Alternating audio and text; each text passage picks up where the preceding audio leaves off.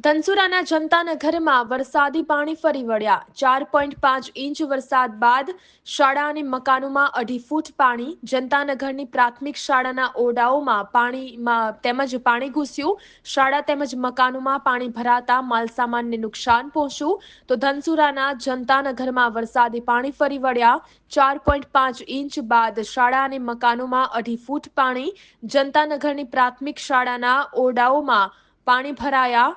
શાળા તેમજ મકાનોમાં પાણી ભરાતા માલસામાનને નુકસાન।